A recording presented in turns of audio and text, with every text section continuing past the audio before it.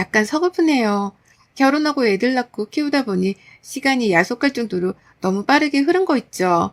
제게도 젊은 시절 예쁠 때가 있었는데 지금은 완전 아줌마가 다 된 듯 합니다. 평소에 막장 드라마나 내용이 딥한 소설, 드라마나 이런 거 보는 걸 너무 좋아하거든요. 그러다 이 유튜브 채널을 알게 되었고 완전 푹 빠져 살고 있답니다. 늘 사연을 듣기만 하다가 문득 제 사연도 올려볼까 싶어서 용기를 내 올려봐요. 30대의 남편이랑 만나게 되었습니다. 딱 이때가 제일 친한 친구들 중 저랑 친구 하나만 빼고 다 시집을 간 상황이었어요. 총 6명인데 4명이 가고 2명이 남으니까 아흐 괜히 불안한 겁니다. 결혼은 하고 싶은데 마땅히 원하는 사람은 없고 마음 가는 사람이 없다 보니까 고민이 너무 되더라고요. 흘러가는 대로 아무 생각 없이 있다 보면 좋은 사람이 나타나겠지 그렇게 생각을 하다가도 또 다른 마음으로는 과연 이러다 좋은 사람을 만나서 결혼할 수 있을까라는 생각이 들기도 했습니다. 이게 참 주변에 남은 사람이 많으면 별 생각이 없었을 건데 남는 사람들이 별로 없어지다 보니까 점점 불안해지더라고요. 한참 이런 생각을 하던 중 소개로 만난 남편은 딱 첫눈에 제가 반했습니다. 원래 따지는 게 많은 피곤한 성격이라서 마음에 드는 사람이 별로 없는 편인데 그냥 보자마자 아, 이 사람이다 싶었어요. 결혼한다면 꼭 이 사람과 해야겠다. 무조건 이 사람을 잡아야겠다는 생각이 들었습니다. 그래서 평소에 제 모습과는 다르게 더욱 적극적으로 다가갔고 애프터 신청도 먼저 했어요. 남편 역시도 제가 마음에 쏙 들었는데 적극적인 제 모습을 보고 더 호감을 느꼈다고 합니다. 이런 남편과 여러 번의 만남 끝에 연애를 하게 되었죠. 저희는 1년 정도 연애를 하고 곧장 결혼하게 되었어요. 그 덕에 꼴찌로 가는 걸 면하긴 했답니다. 다행이죠. 남편과 결혼했을 때 저희 나이가 많은 편도 아니었고 딱 적당한 나이라 바로 아이를 가질 생각은 없었어요. 왜냐면 제가 또 일에 대한 열정이 넘치는 편이라서 아직은 더 일을 하고 싶었습니다. 아무래도 아이를 낳고 키우다 보면 회사 일에 신경 쓰지 못하고 결국 경력 단절로 이어지는 경우들이 많은 걸 제가 너무 잘 알아서 적어도 전 그렇게 되고 싶지 않았어요. 어느 정도 커리어를 더 쌓아두고 아이를 낳고 싶었죠. 또 아이를 낳고도 바로 복직을 희망했습니다. 그러나 어디까지나 이건 제가 생각하는 꿈일 뿐 현실은 너무 달랐어요.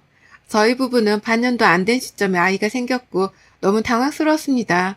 최소 1년 동안은 아이의 임신 계획은 없었는데 저희가 조심하지 못했던 탓이겠죠. 멍하고 당황스러웠지만 당연히 기분이 좋았고 축하받을 일이라고 생각했어요. 조금 계획보다는 이르지만 첫 아이를 임신한 상태로도 문제없이 회사를 잘 다녔습니다. 제가 출산 예정일 거의 직전까지 꽉꽉 채워서 일을 하고 육아휴직을 한 후 돌아올 계획이었는데 회사에서는 너무 서운한 말을 하더라고요. 애기 낳고 이런저런 핑계로 빠지는 일 많아지지 않겠냐면서 권고사직을 권했죠. 소문으로만 들었는데 정말 여직원이 임신하면 해고하는 못된 회사를 제가 다니고 있었더라고요. 이전에 사수가 비슷한 경험을 해서 놀라웠는데 그 이후에는 딱히 출산하는 직원이 없어서 잊고 살았습니다. 그러다 제가 그 상황이 되니까 바로 그만두라고 압박을 주는데 와 이거 정말 서럽더라고요. 결국 저는 애정일도 꽉 채우지 못하고 출산 2달 앞둔 시점에 퇴사를 하게 되었습니다. 그때 심적으로 정말 힘들었고 많이 울었어요. 그간 제가 그 회사를 위해 얼마나 열정을 다했는데 이럴 수 있나 싶었죠. 심지어 육아휴직도 꽉꽉 채우지도 않고 적당히 몸조리만 하고 돌아오겠다고 했는데 해도 너무하다 싶었습니다. 본인들은 와이프도 없고 자식 손주도 없는 건지 참 서럽더라고요. 애정에도 없던 퇴사를 하게 되니 많이 울적했지만 첫 아이 출산을 앞두고 좋게 좋게 생각하려고 노력을 했고 아이를 출산하고 제 손으로 키웠습니다.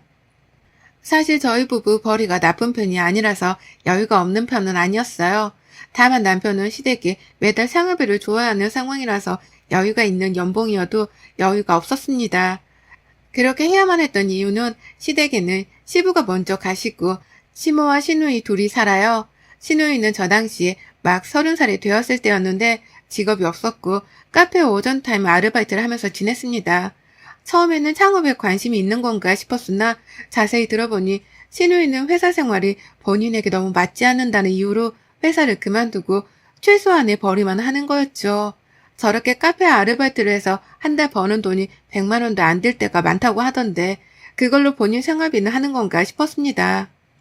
그러나 상황을 더 자세히 알아보니 그 돈으로는 본인을 꾸미고 가꾸는 비용으로는 턱없이 부족했고 남편이 주는 생활비와 시모 돈을 마치 본인 돈처럼 흥청망청 쓰면서 살았던 거죠. 아무리 철이 없어도 그렇지 어쩜 저럴 수 있나 싶었는데 시댁 것들과 너무 가까이 하지 말고 특히나 참견은 금물이라는 친구들의 말이 떠올라서 전 한 귀로 듣고 흘리며 말았습니다. 신경을 써봤자 골치 아프고 힘든 건 저뿐이니 말이죠. 솔직히 매달 50만 원씩 보내주는 남편에게 언제까지 그렇게 할 거냐고 말하며 선을 딱 그어버릴까 싶기도 했었는데 그 50만 원이 없다고 죽는 것도 아닌데 괜히 긁어부스럼 만들지 말자 싶어서 냅뒀습니다. 다만 그 이상은 절대 안 된다고 못을 확 박았어요. 제가 이 부분을 너그럽게 이해를 해주니 남편 역시도 제게 돈 문제에 있어서 소액이든 고액이든 꼭 상의를 해주는 편이었습니다. 제가 집에서 살림하면서 아이를 키우는 상황이 되었어도 막 크게 타격이 있지는 않았던 게 저는 원래 재테크에 관심이 굉장히 많았어요. 친정아빠가 그쪽에 관심이 많으셔서 자연스레 배우게 되었고 꼭 좋은 게 있으면 알려주셔서 함께 투자를 하곤 했었죠. 그렇다 보니 제가 모은 돈보다 더 큰 돈으로 불릴 수 있게 되었고 여윳돈은 늘 있었습니다. 결혼을 했어도 혹시 모르는 상황에 대비하고자 비상금을 슬쩍 빼뒀었는데 그걸 또 늘리고 늘리면서 나름 여유롭게 생활을 하고 있었어요. 남편은 제가 이렇게까지 재테크를 잘하는 줄은 몰랐고 굳이 말하지 않았습니다. 이게 꾸준히 하던 사람이면 몰라도 갑자기 돈 맛을 보게 되면 사람이 어떻게 변할지 모르기에 저희 수준의 또 형편에 맞게끔 적당한 정도로 욕심내지 않고 하는 게 전 우선이었어요. 결혼 생활도 좋았고 아이를 낳으니 그 기쁨이 말로 다 표현할 수 없을 만큼 너무 좋았습니다.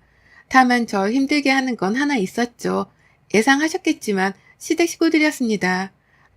철없는 신우와 능력 없이 뻔뻔한 홀시모는 제게 정말 벅찬 존재들이었죠. 무슨 뚝딱하면 돈이 나오는 줄 아는 건지 남편 몰래 제게 돈 요구를 한 적이 한두 번이 아니었어요. 전 그럴 때마다 매번 돈이 없다고 말했고 타당한 근거가 있던 게 퇴사하고 애 키우는 주부인들 돈이 어디 있겠냐고 말했습니다. 그럼 시모가 그랬죠. 너는 뭐 비상금도 없는 거니? 회사를 그렇게 다녔는데 돈이 한 푼 없는 건 좀 너무 심하다 얘. 어머님 저한테 이러실 게 아니라 아가씨한테 일을 하라고 하세요. 사지가 멀쩡한데 왜 일을 안 해요. 적어도 몇 배로 벌 수 있는데 본인이 싫어서 일 안 하는 거면서 돈 없다고 손 벌리는 건 아니죠. 뭐? 그거야 우리 희수가 워낙에 마음도 여리고 사람들 사이에 있는 걸 싫어해서 그러는 거지 별 수 있겠니? 어머님 일이란 게 좋아서 하는 사람이 몇이나 되겠어요. 다 어쩔 수 없으니까 하는 거죠. 꾹 참고 다 그렇게 하는 거 아니겠어요? 생계랑 직결되는 문제인데 돈도 안 줄 거면서 넌 뭔데 그렇게 잔소리를 하니? 시애미를 그냥 잡아먹지 그래? 그게 아니라 한두 번도 아니고 저도 매번 거절하는 게 마음 불편해서 그렇죠 어머님. 야 됐다. 아주 더럽고 치사해서 안 받고 말지. 네가 시집와서 한 게 뭐가 있어? 네? 제가 시집와서 안 해드린 건 뭐가 있어요? 어머님 냉장고에 세탁기 건조기까지 매번 오래 써서 못 쓰겠다고 막 그러셔서 다 바꿔드렸잖아요. 너 한마디를 안 지는구나? 네, 죄송하지만 저도 이제 못 참겠어요, 어머님. 전 그렇게 시모에게 말대답을 따박따박 하면서 혈압을 올려드렸습니다. 이래야 두 번 다시 저에게 욕을 하지 않을 것 같았어요. 한두 번도 아니고 진짜 매번 저러는 시모가 너무 짜증이 나더라고요. 제가 이 부분을 남편에게 굳이 말하지 않은 이유는 어차피 시모랑 신우가 남편에게 바로 연락해서 이랬네 저랬네 하기 때문입니다. 그럼 또 남편은 어느 날은 제게 미안하다고 하고 또 어느 날은 정말 돈이 없냐고 추궁할 때도 있었어요. 그럴 때마다 결국 싸움으로 이어지곤 했었지만 그러려니 했습니다. 애 키우면서 살다 보면 정신도 없고 매일같이 저를 괴롭히는 것도 아니니 그럭저럭 견딜만 했거든요. 그러다 제가 둘째를 갖게 되면서 모든 일들은 부스터라도 달린 듯 급속도로 문제가 되기 시작했습니다. 제가 둘째를 갖고 정말 힘들었어요. 첫째 때는 입덧이 심하지도 않았는데 둘째 때는 정말 입덧이 너무 심각해서 이러다 내가 죽겠다 싶을 정도였습니다. 물 한 모금을 제대로 넘기지도 못하겠는데 하필 또 첫째는 왜 이렇게 말썽인지 난리도 아니었죠. 오죽하면 겨우 이제 4살인 첫째 애를 붙들고 울면서 사정한 적도 있습니다. 혜진아, 제발 엄마 좀 도와줘. 엄마 너무 힘들어서 그래, 어? 아, 예진아, 제발. 얘가 뭔 잘못이 있고 뭘 알겠습니까? 그러나 제가 힘드니까 미치겠는 거죠. 상황이 이렇다 보니 결국은 친정엄마 찬스를 안 쓸 수가 없었어요. 친정엄마께서 자주 오셔서 첫째를 봐주시곤 했습니다. 첫째가 어린이집 갔다 오면 밥 먹이고 씻기고 놀아주시고 하는 걸 도와주셨어요. 다행인 건 집이 가까웠다는 거죠. 그렇게 엄마가 도와주니까 조금은 살 것 같더라고요. 휴식 시간이 찾아오니 죽을 것 같던 몸과 마음이 살아나기 시작했습니다. 제가 이렇게 힘들어하는 걸 저희 엄마 아빠께서는 너무 안쓰럽게 생각을 하셨고, 둘째 출산을 앞두고 친정집에 오라고 하시길래 애를 데리고 갔어요. 그러자 상상하지도 못한 선물을 받게 되었습니다. 아유, 둘째라 그런가? 예진이 때랑은 다르게 배가 엄청 나왔네. 힘들어서 어쩌냐? 밥은 좀 넘어가냐, 이제? 아니야, 아빠. 안 넘어가고 나 죽어. 내가 진짜 이번에 뼈저리게 느꼈어. 엄마는 위대해. 내가 2번 다시 임신하나 봐라. 정말 이유 없이 애진 아빠가 그렇게 밉다니까?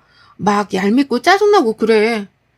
그래도 그렇다고 최서방한테 화풀이하고 그러면 못 써. 나쁜 거야, 그거. 아니, 그걸 떠나서 너 아빠가 가만 보니까 둘째까지 태어나고 하면 복직은커녕 일하는 게 힘들 것 같더라고. 아무리 재테크하고 여윳돈이 있다고 해도 매달 돈이 정기적으로 들어와야 너도 마음이 편하겠다 싶어서 그 아빠 저쪽에 아파트 하나 있는 거 알지? 그거 출산 선물로 줄 테니까 그거 세 받으면서 살아. 정말? 나야 좋지. 세상에 부자 아빠 두니까 이런 게 좋네요. 얼씨구 거기 세만 해도 꽤 나오니까 비상금으로 모아두던가 쓰던가 해. 우리 딸 언제 커서 애를 둘이나 낳고 세월 참 빠르네. 담비야, 다른 건 몰라도 사람 일은 어떻게 될지 모르니까 늘 돈을 잘 모아둬야 해. 언제 어디서 목돈이 필요할지 몰라. 아빠만 명심해. 응, 알겠어. 고마워, 아빠.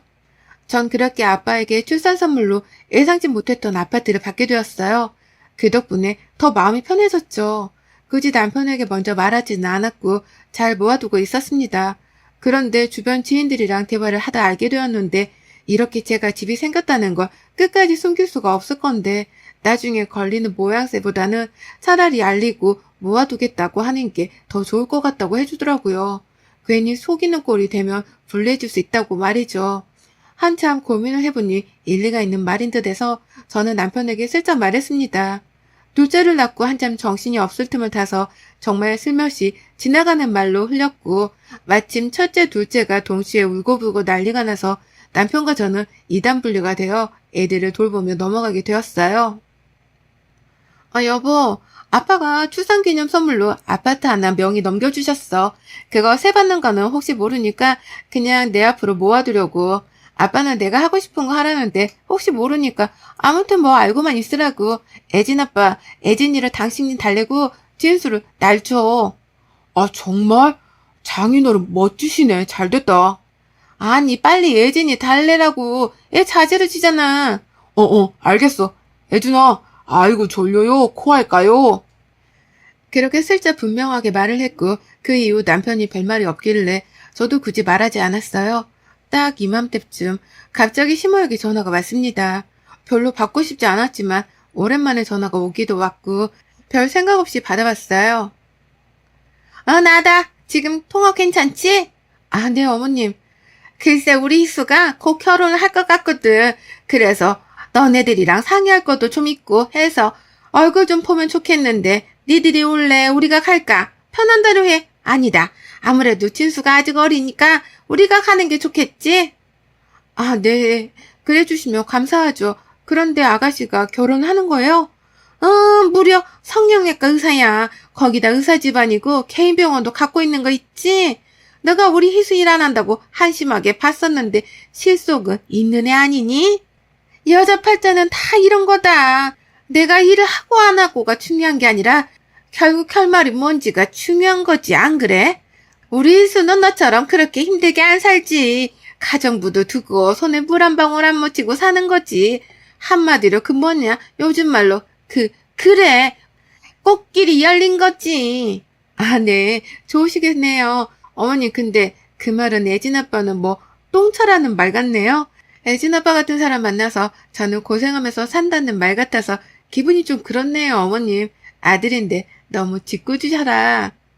뭐? 아, 그런 뜻이 아니잖니. 맞잖아요. 아가씨는 남자 잘 만나서 팔 잡힌 거고 저는 남자 잘못 만나서 그러고 산다라는 말은 그 남자가 어머님 아들인데 뭐예요? 이거 완전 애진 아빠 욕하신 거예요? 애진 아빠 들으면 너무 섭섭하겠어요. 아무튼 시끄럽고 내일 모레 갈 테니까 그때 보자. 갑자기 의사랑 결혼한다는 신우의 소식이 놀라웠습니다. 의사랑 결혼한다는 것도 놀라웠지만 만나고 있는 사람이 있다는 것도 몰랐는데 어떻게 결혼 소식을 전하지 싶었죠. 그리고 찬찬히 생각을 해보니까 신우가 결혼하는데 왜 우리랑 상의를 하지라는 생각이 들었습니다. 뭔가 딱 봐도 돈 얘기일 것 같았지만 그냥 우선은 아무 생각 없이 기다렸어요. 돈 얘기라고 한들 당장 말한 게 아닌데 제가 뭐 할 게 없었으니 말이죠. 그렇게 당일이 되었고 신우와 시모는 저희 집으로 찾아왔습니다. 마침 애들 낮잠 시간이라 애들을 모두 재웠고 시모와 신우 그리고 저희 부부가 둘러앉아 대화를 나눴죠. 이야, 최희수. 성형외과 닥터를 꼬셨어? 너 능력 있다? 그래서 결혼을 언제 하기로 한 거야? 참나, 날 뭘로 봤는데 여태 그럼? 내가 뭐 아무 생각 없이 사는 줄 알았니? 내가 예전부터 말했지? 그저 남자는 절대 안 만난다고. 의사 정도는 돼야 내 성이 차지, 결혼은 그쪽에서 빠를수록 좋다고 해서 최대한 빠르게 진행하려고 해. 얼, 벌써 시댁에 인사도 드린 거야? 그래, 시댁에 갔는데 글쎄 우리 희수 이쁘다고 난리도 아니었다고 하더라. 하루빨리 날 잡자고 이렇게 뭐 있냐고 난리였대. 헐, 정말 다행이네. 아니, 근데 뭐, 우리랑 의논할 게 뭔데? 우리 희수가 대기업 다니는 줄 알거든. 그쪽에서는 우리가 그거 사문서랑 싹 다 조작해서 보여주고 한 거라 철석같이 믿고 있고 뭐 결혼하고 바로 애 갖고 퇴사 처리하면 그만이니까 문제될 건 없잖아. 근데 문제는 당장 돈이 없는 거지.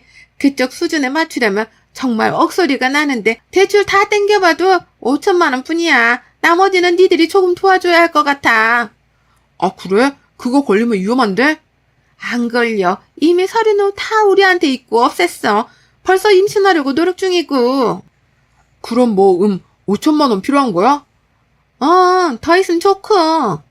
시댁 것들이 대화를 나누는데 제가 지금 대체 무슨 소리를 들은 건가 싶었어요. 어이가 없어서 말이 안 나왔습니다. 사문서 위조 자체가 불법인데 지금 무슨 소리를 들은 건가 싶었죠. 전 어이가 없어서 멍하니 있다가 이대로 있다가 5천만 원 그 돈까지 당연히 줘야겠다 싶어서 나섰습니다. 사문서 위조 그거 걸리면 쉽게 안 나와갈 거예요. 그리고 그 집안 대단한 집안이라면서요. 그런 곳에서 이 문제를 쉽게 넘어가 주겠어요? 그뿐 아니라 저희가 5천만 원을 어떻게 해드려요? 에? 안 걸리면 괜찮지 뭐. 그리고 당신 돈 엄청 많이 있잖아. 아니, 장인어른이 이 사람 출산 선물로 아파트를 줬거든. 거기가 얼마짜린데 거기 담보로 대출을 받던가 아님 팔고 다른 거 사도 괜찮지 않나? 그게 사실이야? 넌 그런 게 있는데 말을 안 한 거니? 참나, 너 진짜 얘가 여우 같다, 응? 뭐라고요? 그게 뭐 어머님 거세요? 그리고 아가씨 결혼하는데 제가 왜 저희 아빠가 주신 집까지 팔아가면서 돈을 해줘요? 전 죽어도 싫고 그 집 손댈 생각도 없으니까 결혼을 하든 말든 알아서 하세요. 당신도 돈을 해줄 거면 능력껏 알아서 해주던가 해. 나한테 피해주지 말고. 아, 진짜 있는 것들이 더한다더니 너무 모진 거 아니야? 아무리 시댁 식구여도 내 동생이면 당신 동생인 거 아니야? 저거 여우 같은 게 그런 재산이 있으면서도 딱 속이고 있던 거 봐. 제가 왜 그거 어머님한테 말해야 하는데요? 속인 적도 없고 말할 이유도 없죠. 아무튼 나가주세요. 이런 얘기 더 이상 하고 싶지 않으니까. 전 뺨을 맞았습니다. 시목을 싸가지 없다며 여우 같다며 뺨을 때리더라고요. 그런데 더 열받는 건 남편이 옆에서 그럴 줄 알았다고 하더라고요. 에, 너 내가 그렇게 까불다 맞을 줄 알았다. 그러게 사람이 인정이 있어야지. 혼자만 잘 살자고 그럼 욕먹는 거야. 겨우 뺨 좀 터치한 걸로 유난 떨 생각 말고 그만 까불어 당신도 엄마한테. 그래서 저도 시모뺨을 터치해줬습니다. 겨우 뺨 터치한 걸로 니들도 그만 까불고 입 다물고 내 집에서 나가. 이 거지 같은 것들아. 니들은 내가 어떻게 해주는지 왜 사람이 똑똑하게 살아야 하는지 알려줄 테니까 기대해. 전 그 이후 신우 남편 될 사람에게 찾아가서 모든 사실을 폭로했고 예상대로 법적 대응을 아주 강하게 했습니다. 결국 시댁 것들은 경찰서랑 법원을 밥 먹듯 왔다 갔다 했고 벌금에 합의금까지 있는 돈 없는 돈 다 털어서 내야 하는 엔딩을 맞이했죠. 물론 전 이혼했어요. 이혼하고 잘 살다 우연히 들은 시댁 것들의 소식에 배꼽 잡고 웃었습니다. 그 버릇이 어디 가겠나요? 결국 신우는 또 그 사이에 사고를 쳐서 남편이 대출까지 받아서 막고 또 막다가 결국은 모든 걸 다 날리고 셋이 작은 집에서 옹기종기 모여 산다고 합니다. 그리고 시모는 남의 집에서 청소를 해주며 일을 하고 신우 역시 식당 일을 하며 어떻게든 살려고 발버둥 치고 있다고 해요. 딱 이 상황을 들었는데 한 가지 생각만 떠올랐습니다. 꼴 좋다 이것들아. 착하게 살아라.